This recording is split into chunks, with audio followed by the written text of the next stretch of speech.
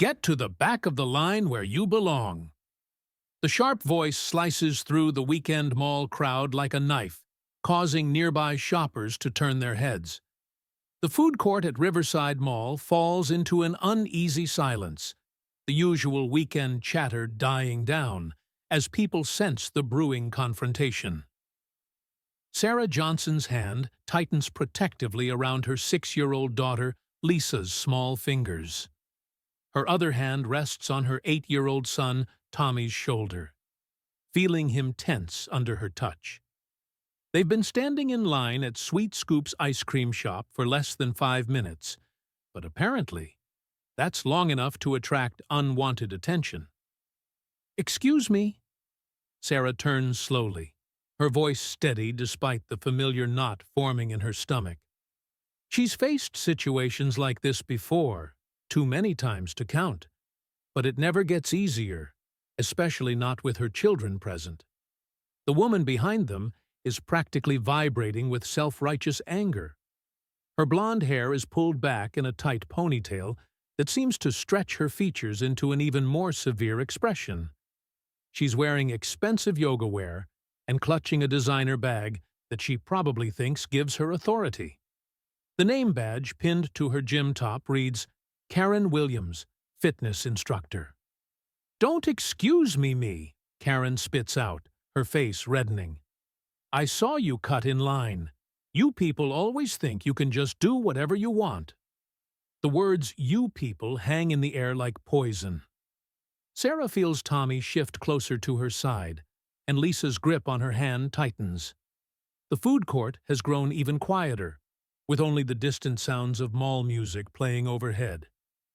"Ma'am," Sarah begins, keeping her voice level and professional, the same tone she uses in the courtroom when dealing with particularly difficult opponents. "We've been standing here for several minutes. My children and I got in line right after the family in front of us." She gestures to the young couple with a toddler ahead of them, who are now awkwardly pretending not to notice the situation. Karen lets out a sharp, theatrical laugh. "Oh, right. And I suppose you expect me to believe that designer bag you're carrying is real, too?" She points at Sarah's authentic Birkin bag, a birthday gift from her husband. "I know how things work around here. Always trying to act like you belong in places you don't. Subscribe us for more real-life stories that matter." Sarah takes a deep breath, feeling her lawyer's instincts kick in. Stay calm. Document everything. Don't give them ammunition. The lessons learned through years of being both a successful black woman and a top-tier attorney flash through her mind. "Mommy," Lisa whispers, tugging at her hand. "I don't want ice cream anymore." "It's okay, sweetie," Sarah says softly, though her heart breaks at how small her daughter's voice sounds. She notices several people have their phones out now, recording the interaction. Good. Let them record. "See? Even your kid knows you shouldn't be here," Karen says triumphantly, misinterpreting the whispered exchange. She turns to address the growing crowd. "Anyone else see them cut in line?" This is what's wrong with society today. No respect for rules, no respect for proper procedures. A teenage girl behind the counter at Sweet Scoops has already picked up the phone, presumably calling security. Sarah catches her eye and gives her a small nod of appreciation. "Ma'am," Sarah tries again, "I understand you're upset, but you're making a scene over nothing. We've been waiting here patiently, just like everyone else.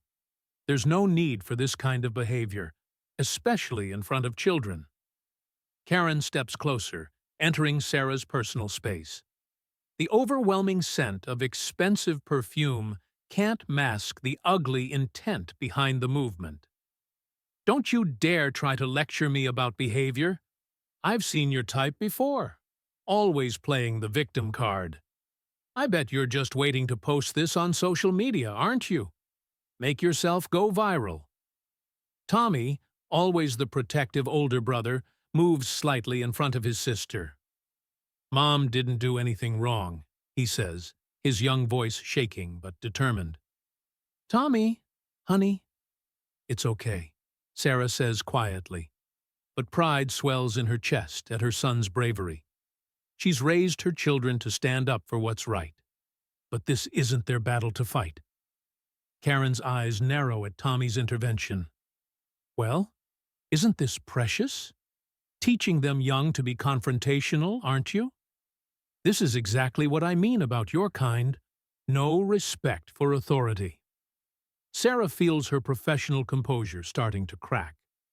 She can handle the racist implications when they're directed at her, but involving her children crosses a line.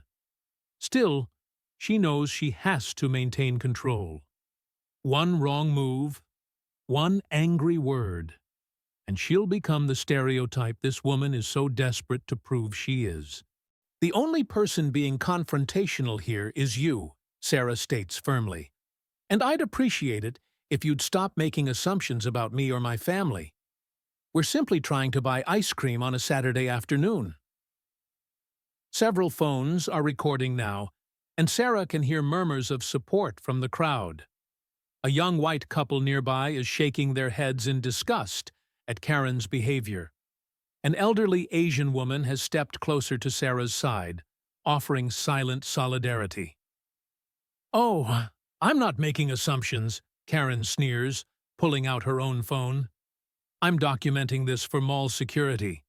Let's see what they have to say about line cutters who think they can intimidate honest shoppers. Sarah almost laughs at the absurdity of it all. Here she is, in her casual weekend clothes, holding her children's hands, being accused of intimidation by a woman who's been verbally attacking her for the past 5 minutes. Mom, Tommy says quietly, isn't that Officer Mike coming? Sarah glances toward the food court entrance and sees a familiar security guard approaching. Mike Thompson has worked at Riverside Mall for years, and he knows exactly who Sarah is, though Karen is about to learn that the hard way. Thank goodness, Karen exclaims, seeing the security guard. Finally, someone who will handle this properly. She straightens her designer workout top, clearly preparing to launch into her version of events. The security guard's face remains professional, but Sarah catches the slight tightening around his eyes as he takes in the scene. He's dealt with situations like this before, and she can tell he's already assessed who the real problem is. What seems to be the situation here? Officer Mike asks, his voice carrying the authority of his position. Before Sarah can speak, Karen launches into her narrative. This woman and her children cut in line, and when I called them out on it, they became confrontational. I have it all on video. This kind of behavior is unacceptable, and I demand they be removed from the mall immediately. Officer Mike turns to Sarah, and she can see him fighting to keep his expression neutral. Mrs. Johnson, is everything all right? The look on Karen's face at hearing the security guard address Sarah by name is almost worth the entire ordeal. Almost. We were simply waiting in line for ice cream, Sarah explains calmly. This woman began harassing us, making inappropriate comments, and causing a scene. My children are quite upset. Mrs. Johnson? Karen interrupts, her voice taking on a different tone as she processes the security guard's familiarity with Sarah. You know her? Ma'am, Officer Mike addresses Karen, I'm going to have to ask you to lower your voice and step back. Creating a disturbance in the mall is against our policies, and harassment of any kind is not tolerated. The situation has reached a tipping point, and Sarah can sense that this is just the beginning. She glances at her watch, knowing that her husband James will be arriving soon for their planned family lunch. The governor of the state is nothing if not punctual, and she can only imagine how this scene will play out when he arrives. But for now, she holds her children close, standing her ground with the dignity and grace that has carried her through countless similar situations. The ice cream they came for has been forgotten, replaced by an impromptu lesson in handling prejudice and maintaining composure in the face of ignorance. A lesson she wishes her children didn't have to learn so young. The tension in the food court rises as Karen Williams processes the realization that she might have miscalculated. Her eyes dart between Officer Mike and Sarah, trying to piece together why a mall security guard would know this woman's name. "I don't care who she knows," Karen announces loudly, doubling down. "Rules are rules, and she needs to learn she can't just—" "Ma'am," Officer Mike interrupts firmly, "there are multiple witnesses and security cameras that show Mrs. Johnson and her children were already in line when you arrived. Now, I need you to step back and lower your voice, or we'll have to escort you from the premises." A small crowd has gathered, many still recording on their phones. Sarah notices a familiar face among them. Janet Chen, from the local news station, enjoying a Saturday at the mall with her teenage daughter. The reporter catches Sarah's eye and raises an eyebrow in question. Sarah gives a subtle shake of her head. She doesn't want this to become a media circus, at least not yet. "This is ridiculous," Karen fumes, her face flushing deeper. "I demand to speak to your supervisor. I'm a platinum member at the Fitness Max gym upstairs, and I spend thousands of dollars in this mall every month." Lisa tugs at Sarah's hand again. "Mommy, when is Daddy coming?" "Soon, sweetheart," Sarah whispers, knowing James's arrival will change everything. She checks her phone, one missed text from her husband. "Running 5 minutes late. Budget meeting ran long. Love you." Karen's attention snaps to the exchange. "Oh, calling for backup, are we? Need someone to come defend you?" Her voice drips with condescension. "Let me guess. You're going to claim harassment and try to sue the mall. I know how lawyers think." Sarah raises an eyebrow. "And what makes you assume I need a lawyer?" "Please," Karen scoffs, gesturing at Sarah's outfit and bag. Designer clothes, expensive purse, obviously trying to look the part of success without actually earning it. "I bet you're just waiting to play the victim and make a quick buck." Tommy steps forward again, his young face serious. "My mom is a lawyer. The best one in—" "Tommy," Sarah cuts him off gently. "Remember what we talked about? We don't have to prove anything to anyone." The crowd murmurs, and Sarah notices more phones being raised. Karen's rant has drawn an even larger audience, including several mall employees who have stepped out of their stores to watch. "A lawyer?" Karen laughs theatrically. "Right. And I'm the Queen of England. Look, I don't know what kind of scam you're trying to pull here, but—" "Mrs. Williams," Officer Mike interjects, his patience visibly wearing thin, "this is your final warning. Either calm down and return to shopping, or I'll have to ask you to leave." "Leave? Me?" Karen's voice rises to a shriek. "Do you have any idea who I am? My husband plays golf with the mall owner's cousin. We're respected members of this community, unlike some people who clearly don't know their place." The racial undertone of her statement hangs heavy in the air. Sarah feels Tommy trembling with anger beside her, and she squeezes his shoulder gently. "It's okay," she whispers. "Some people can only feel big by making others feel small." A new voice cuts through the tension. "Excuse me. What seems to be the problem here?" Sarah turns to see Marcus Reynolds, the mall manager, approaching with 2 additional security guards. She knows Marcus well. He's attended several state functions and charity events she's organized. "Mr. Reynolds," Karen says triumphantly, smoothing her yoga pants. "Thank goodness you're here. I've been trying to report this woman for cutting in line and causing a disturbance, but your security guard is clearly biased." Marcus surveys the scene, his eyes lingering on Sarah and the children for a moment before addressing Karen. Mrs. Williams, we've received multiple complaints about your behavior today. I've reviewed the security footage, and Mrs. Johnson was clearly in line before you arrived.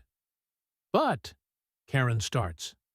Furthermore, Marcus continues, we have a zero-tolerance policy for harassment and discriminatory behavior. Several witnesses have reported your comments, and I must ask you to leave the premises immediately. Karen's mouth opens and closes like a fish out of water. You can't be serious. Do you know who I am? I'll have your job for this. I'll call the Better Business Bureau. I'll contact the governor's office. Sarah can't help but smile slightly at that last threat. She checks her phone again. James should be arriving any minute now. Mom, Tommy says suddenly, his face lighting up. Dad's here. Sarah turns to see her husband approaching through the crowd, flanked by his usual security detail. Governor James Johnson moves with purpose, his casual weekend attire doing nothing to diminish his commanding presence. The mall visitors part like the Red Sea, whispers and gasps rippling through the crowd as people recognize their state's leader. Karen is still mid-rant when she notices the sudden shift in atmosphere. She turns to see what everyone is staring at, and the color drains from her face as Governor Johnson approaches his family. Sarah, honey, sorry I'm late, James says, giving his wife a quick kiss before hugging their children. Tommy, Lisa, are you okay? We got some concerning texts from Officer Mike. Daddy! Lisa launches herself into her father's arms, while Tommy maintains his protective stance, though his shoulders relax slightly. Karen Williams stands frozen, her mouth agape, as the reality of the situation crashes down around her. The woman she's been berating for the past 20 minutes isn't just a lawyer. She's the First Lady of their state. Your Excellency, Marcus Reynolds says professionally, though there's a hint of satisfaction in his voice. We were just handling a situation involving Mrs. Williams here. She was just leaving. Governor Johnson's expression remains pleasant, but his eyes are steel as he surveys the scene. I see. And would someone like to explain why my wife and children were harassed while trying to get ice cream? Karen's face has progressed from red to white to a sickly gray. I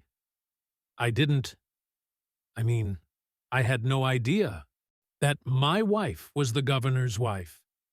James finishes for her, his voice level but carrying an edge. And that would have made a difference in how you treated her? The food court is dead silent now, every phone trained on the scene. Janet Chen from the news station has her professional smile in place, clearly calculating how to turn this into a story about addressing systemic racism and privilege. I believe, Sarah says calmly, speaking for the first time since her husband's arrival, that this is an opportunity for all of us to reflect on how we treat others, regardless of who we think they are or aren't. The silence in the food court feels electric as Karen Williams struggles to find words. Governor James Johnson stands protectively beside his family, his presence commanding respect without saying a word. Have you ever witnessed discrimination in public? Share your story in the comments below. I apologize, Karen finally stammers, her voice barely above a whisper. I didn't mean to... To what, exactly? Governor Johnson interrupts, his tone measured but firm. To publicly harass my wife? To make racist implications in front of my children? To assume someone's character based on their skin color? Sarah places a gentle hand on her husband's arm. James, she says softly, though her voice carries in the hushed food court. Let me handle this. Turning to Karen, Sarah speaks with the same measured tone she uses in the courtroom. Mrs. Williams, I want you to understand something. Your behavior today isn't just about me or my family. It's about every person who's ever been judged, harassed, or made to feel less than because of how they look. Tommy and Lisa stand tall beside their mother, their young faces showing a mixture of pride and lingering hurt. The crowd watches in respectful silence, phones still recording. The fact that you're only apologizing now, after learning who my husband is, speaks volumes, Sarah continues. It suggests you believe some people deserve respect while others don't. That's not the kind of world we want our children to grow up in. Hit the notification bell to join our community fighting against prejudice. Karen's face crumples as the full weight of her actions hits her. Behind her, several mall employees from various stores have gathered, many of them people of color who've likely dealt with similar treatment. I believe, Governor Johnson addresses the crowd, slipping naturally into his public speaking voice, that we have an opportunity here, an opportunity to show our children and everyone watching how we handle moments of prejudice and learning. Janet Chen from the news station steps forward. Governor Johnson, would you care to comment on this incident for the evening news? Before the governor can respond, Sarah speaks up. Actually, Janet, I would. As both the First Lady and a black woman who's faced these situations throughout my life, I think it's important to address this. Looking directly into Janet's camera, Sarah delivers a powerful message. To everyone watching this, I want you to know that my story today isn't unique. The only unique part is that I happen to be married to the governor. Countless people face this kind of discrimination every day without cameras rolling or audiences watching. Tag a friend who needs to hear this message. Mom, Tommy says, his voice carrying clearly. Can I say something too? Sarah nods, and Tommy faces the camera. It's not okay to be mean to people just because they look different from you. My mom always says we should judge people by how they act, not how they look. The crowd breaks into spontaneous applause, and several people wipe away tears. Karen, who has been standing frozen in shame, finally finds her voice again. Mrs. Johnson, Governor Johnson, everyone, I am truly sorry. I see now how horrible my behavior was. I don't know what else to say. Sometimes, Sarah responds, saying sorry is just the beginning.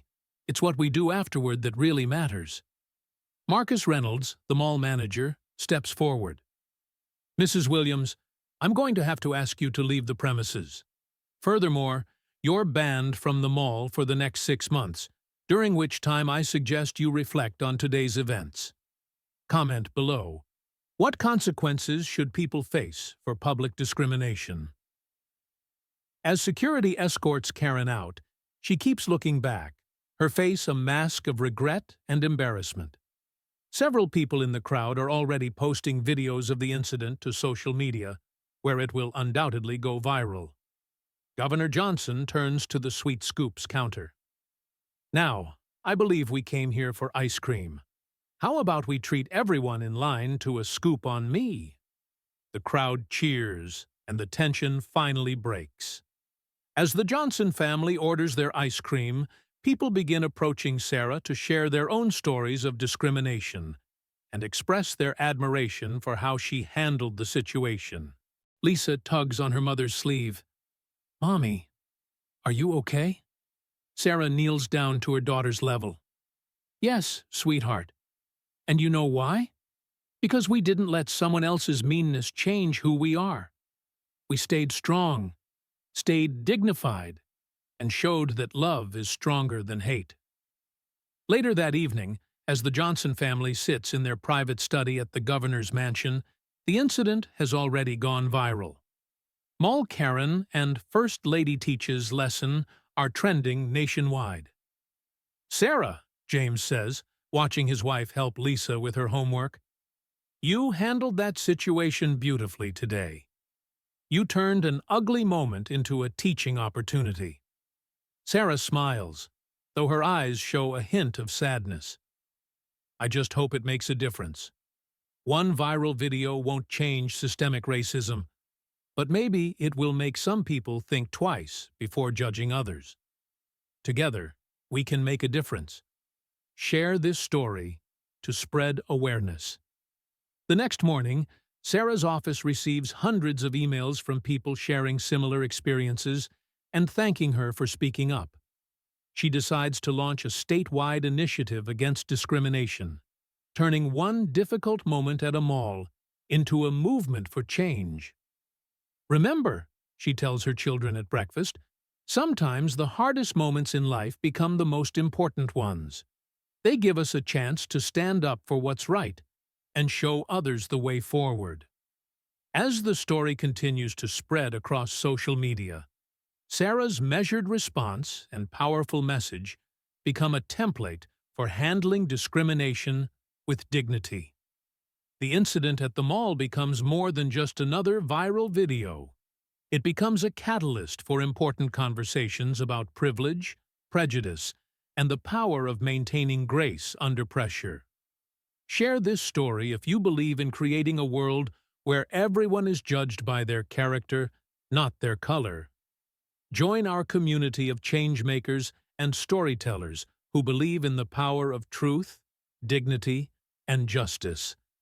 Don't forget to subscribe for more inspiring real-life stories that make a difference.